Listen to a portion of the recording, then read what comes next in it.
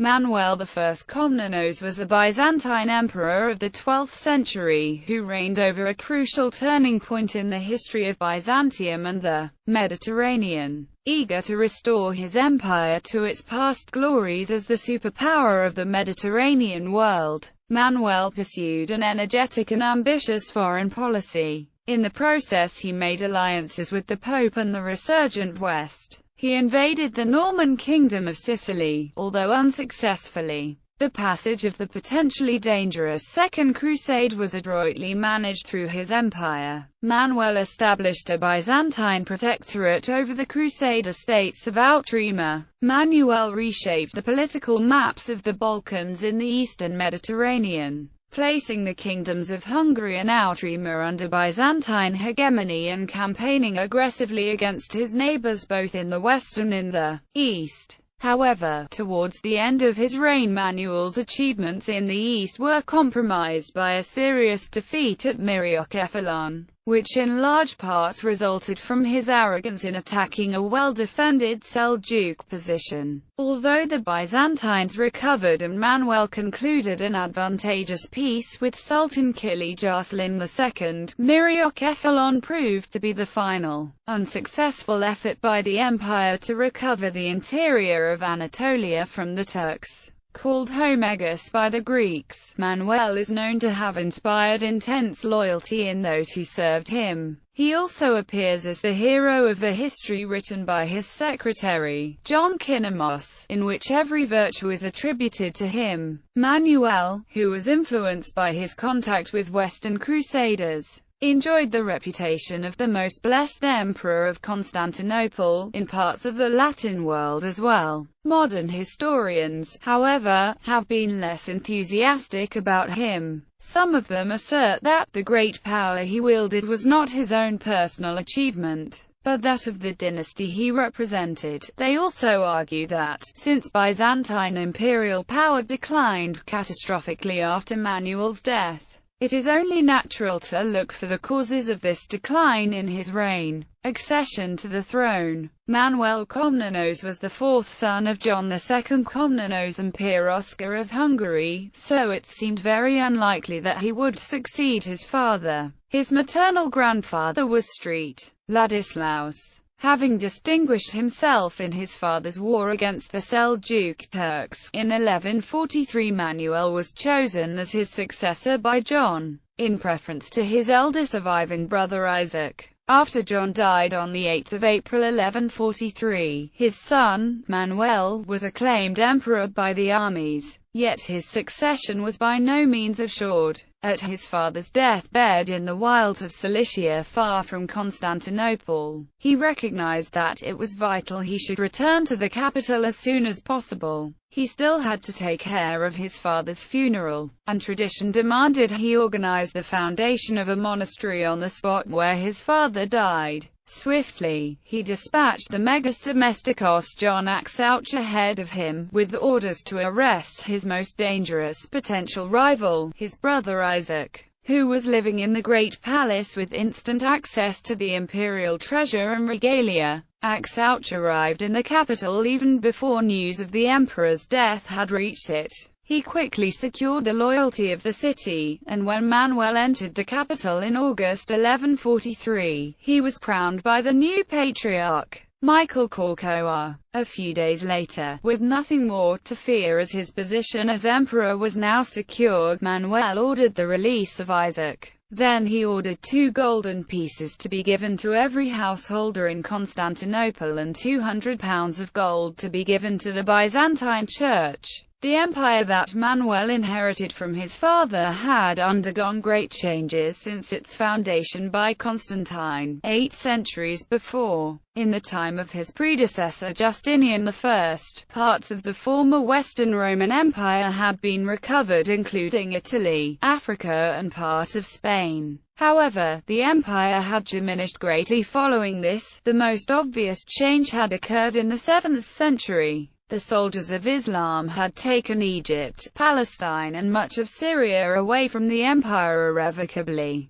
They had then swept on westwards into what in the time of Constantine had been the western provinces of the Roman Empire, in North Africa and Spain. In the centuries since, the emperors had ruled over a realm that largely consisted of Asia Minor in the east, and the Balkans in the west. In the late 11th century the Byzantine Empire entered a period of marked military and political decline, which had been arrested and largely reversed by the leadership of Manuel's grandfather and father. Yet the empire that Manuel inherited was a polity facing formidable challenges. At the end of the 11th century, the Normans of Sicily had removed Italy from the control of the Byzantine emperor. The Seljuk Turks had done the same with central Anatolia, and in the Levant, a new force had appeared, the Crusader states, who presented the Byzantine Empire with new challenges. Now, more than at any time during the preceding centuries, the task facing the emperor was daunting indeed. Second Crusade and Reinald of Chatillon, Prince of Antioch. The first test of Manuel's reign came in 1144, when he was faced with a demand by Raymond, Prince of Antioch, for the cession of Cilician territories. However, later that year the Crusader county of Edessa was engulfed by the tide of a resurgent Islamic jihad under Imad ad-Din Artabegzengi. Raymond realized that immediate help from the west was out of the question. With his eastern flank now dangerously exposed to this new threat, there seemed little option but for him to prepare for a humiliating visit to Constantinople. Swallowing his pride, he made the journey north to ask for the protection of the emperor. After submitting to Manuel, he was promised the support that he had requested, and his allegiance to Byzantium was secured. Expedition against Konya. In 1146 Manuel assembled his army at the military base Lopadian and set out on a punitive expedition against Masud, Sultan of Rum, who had been repeatedly violating the frontiers of the empire in western Anatolia and Cilicia. There was no attempt at a systematic conquest of territory, but Manuel's army defeated the Turks at Acronis, before capturing and destroying the fortified town of Philomelion, removing its remaining Christian population. The Byzantine forces reached Masud's capital, Konya, and ravaged the area around the city, but could not assault its walls. Among Manuel's motives for mounting this razzia there included a wish to be seen in the West as actively espousing the crusading ideal. Kinemos also attributed to Manuel a desire to show off his martial prowess to his new bride. While on this campaign, Manuel received a letter from Louis VII of France announcing his intention of leading an army to the relief of the Crusader states. Arrival of the Crusaders. Manuel was prevented from following up his early successes in the east, for events to the west meant that his presence was urgently required in the Balkans. In 1147 he granted a passage through his dominions to two armies of the Second Crusade under Conrad III of Germany and Louis VII of France. At this time, there were still members of the Byzantine court who remembered the passage of the First Crusade,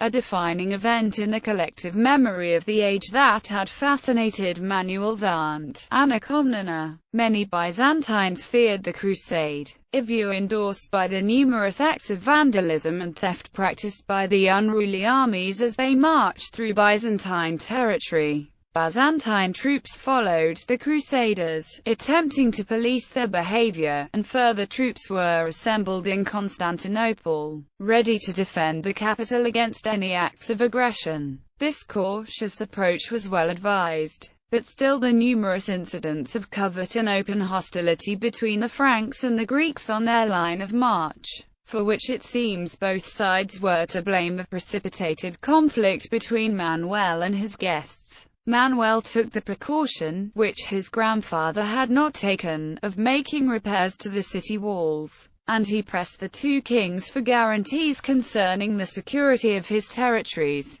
Conrad's army was the first to enter the Byzantine territory in the summer of 1147, and it figures more prominently in the Byzantine sources. which implied that it was the more troublesome of the two. Indeed, the contemporary Byzantine historian Komnenos describes a full-scale clash between a Byzantine force and part of Conrad's army outside the walls of Constantinople. The Byzantines defeated the Germans and, in Byzantine eyes, this reverse caused Conrad to agree to have his army speedily ferried across to Demales on the Asian shore of the Bosphorus. After 1147, however, the relations between the two leaders became friendlier. By 1148, Manuel had seen the wisdom of securing an alliance with Conrad, whose sister-in-law Bertha of Sulzbach he had earlier married. He actually persuaded the German king to renew their alliance against Roger II of Sicily. Unfortunately for the Byzantine emperor, Conrad died in 1152, and despite repeated attempts, Manuel could not reach an agreement with his successor, Frederick I Barbarossa. Cyprus invaded. Manuel's attention was again drawn to Antioch in 1156, when Reinald of Chatillon, the new prince of Antioch,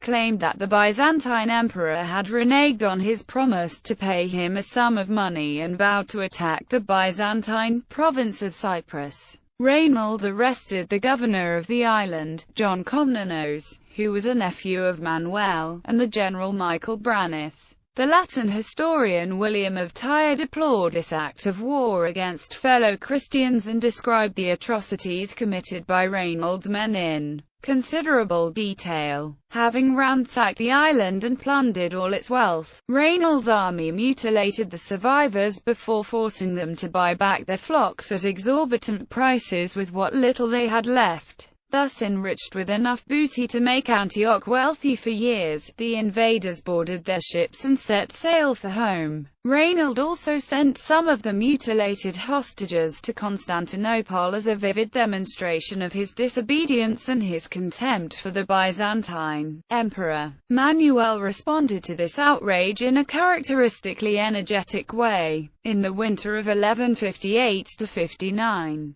he marched to Cilicia at the head of a huge army. The speed of his advance was such that he managed to surprise the Armenian Thurus of Cilicia, who had participated in the attack on Cyprus. All the towns and cities of Cilicia fell to Manuel immediately, and Thurus himself was forced to flee into the mountains at the last moment. He is said to have survived by sheltering alone under rocks on a hillside, where an old shepherd would bring him food to keep him alive. Manuel in Antioch. Meanwhile, news of the advance of the Byzantine army soon reached Antioch. Realizing that he had no hope of defeating Manuel, Reinald also knew that he could not expect any help from King Baldwin III of Jerusalem. Baldwin did not approve of Reinald's attack on Cyprus, and in any case had already made an agreement with Manuel. Thus isolated and abandoned by his allies, Reinald decided that abject submission was his only hope. He appeared before the emperor, dressed in a sack with a rope tied around his neck, and begged for forgiveness. Manuel at first ignored the prostrate Reinald. Chatting with his courtiers, William of Tyre commented that this ignominious scene continued for so long that all present were disgusted by it. Eventually, Manuel forgave Reinald on condition that he would become a vassal of the empire, effectively surrendering the independence of Antioch to Byzantium. Peace having been restored, a grand ceremonial procession was staged on 12 April 1159 for the triumphant entry of the Byzantine army into the city, with Manuel riding through the streets on horseback, while the Prince of Antioch and the King of Jerusalem followed on foot. Manuel dispensed justice to the citizens and presided over games and tournaments for the crowd. In May, at the head of a united Christian army, he started on the road to Edessa, but he abandoned the campaign when he secured the release by Nur ad-Din, the ruler of Syria, of 6,000 Christian prisoners captured in various battles since the Second Crusade. Despite the glorious end of the expedition, modern scholars argue that Manuel ultimately achieved much less than he had desired in terms of imperial restoration. Satisfied with his efforts thus far, Manuel headed back to Constantinople. On their way back, his troops were surprised in line of march by the Turks. Despite this, they won a complete victory, routing the enemy army from the field and inflicting heavy losses. In the following year, Manuel drove the Turks out of Isauria.